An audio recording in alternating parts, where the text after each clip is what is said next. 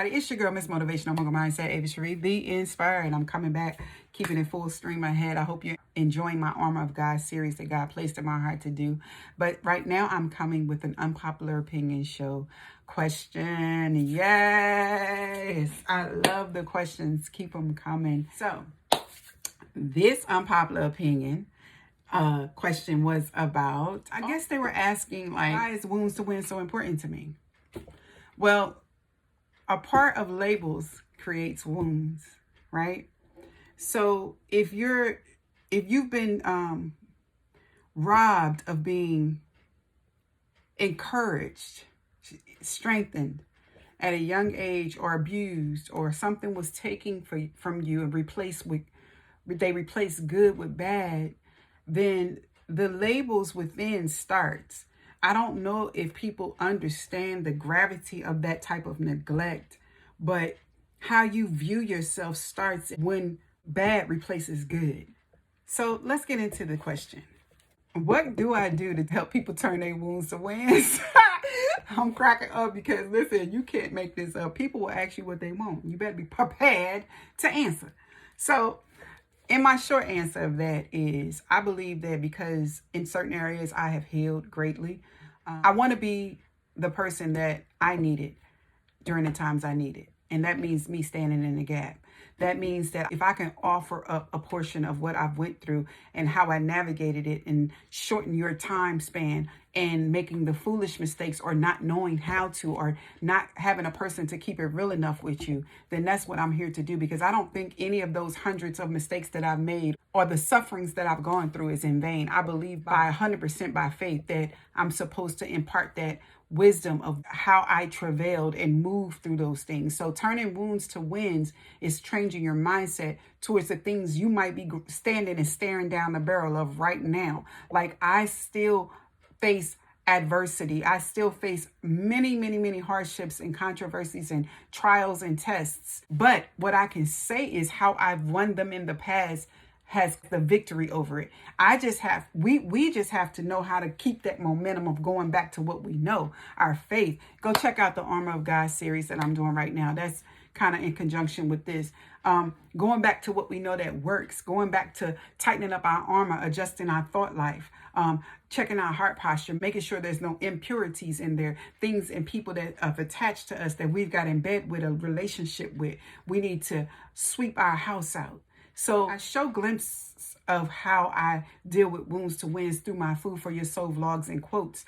I show everything through my books because God allowed me and granted me permission to go that deep and share that much of myself in transparency. So what qualifies me to speak? God does. And two, I'm a professional, but I'm personable first. I'm a woman first. I'm a sister first. I'm a mother first. I'm a wife, and even with that, I just got married 10 years ago. So it's a lot of healing that takes place in self. It's a lot of things that you got to fulfill for self to make self happy. And it takes a while, depending on how long you've allowed people to rob and take and bankrupt you. Don't put a timeline on it. Just put an activation code on it and an expiration date to that activation code. Don't activate something and then I'm going to put it over there and I'll go back to it. No, when you activate it, walk by faith. Do that thing. What made me successful is in going through school is because my mom said, you got 2 years to come from St. Louis to Delaware and get your first degree because I'm out of here. I'm going back to St. Louis. I'm going to help you with them kids. And you get gone, okay? And that's what I did around the clock. 8 classes a semester. Killed it. God allowed that to happen like that. Didn't stop. No break in college. Went straight for my bachelor's. Went straight for my master's. Went straight to my first semester of my PhD. I didn't stop while I was working full time. I didn't stop long enough to really dwell on my lack, although I had many of the trials, but I had a couple people that were God sent angels that make sure I could flip with them when I needed something and replace it. I never, ever took things for granted because I knew for a fact people didn't have to do a darn thing for me because I already seen the rocky roads before that. So what qualifies me into teaching wounds to wins when I open a program and start to take more clients is the fact that I believe that you're never supposed to bring your rocky road into somebody else's life.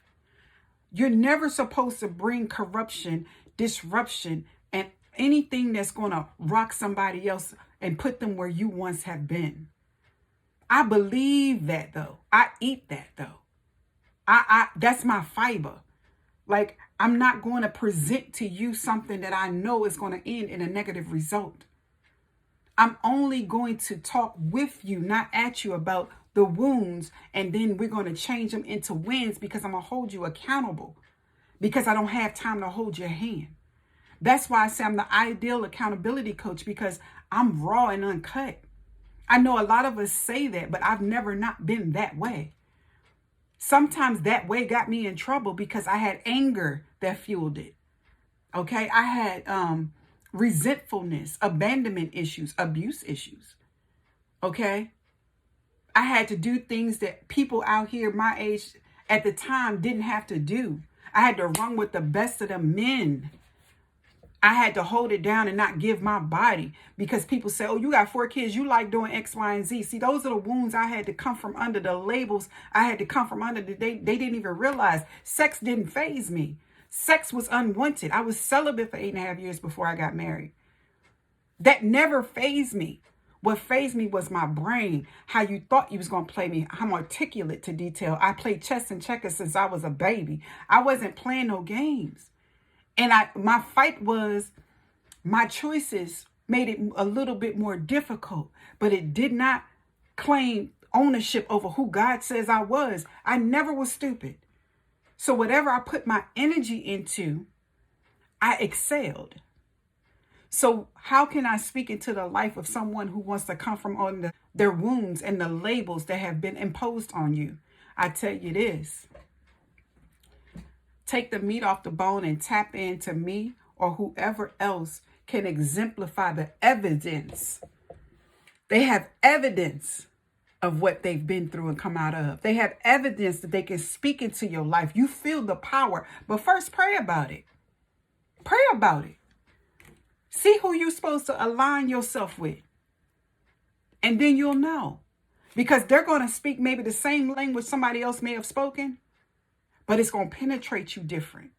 You're going to know it's coming, and it's not no backdoor stuff. It's not no hidden agenda. It's not none of that. It's no ill motives.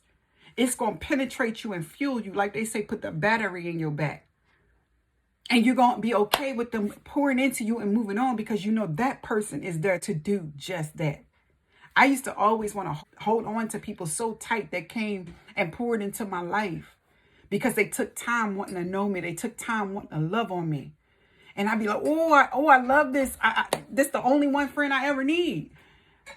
But my spiritual mother and father have taught me that I can let go because it's not lost. Everything they've given me is so much in abundance that I can always draw from it. I can always pray, and we're always connected in the spirit. And that relationship I can take anywhere I go. So that's how I hope I roundabout answered the question. How I coach Wounds to Wins is being your ideal accountability coach, zeroing in with my gift and my clinical skills to be able to overturn the wounds and the battle scars you've incurred from going through the fire. Coming out knowing how to pray, coming out helping you to believe who you are and who God says you are. Coming out to say you can do this by putting this and activating that. Understanding that your sacrifices are not in vain.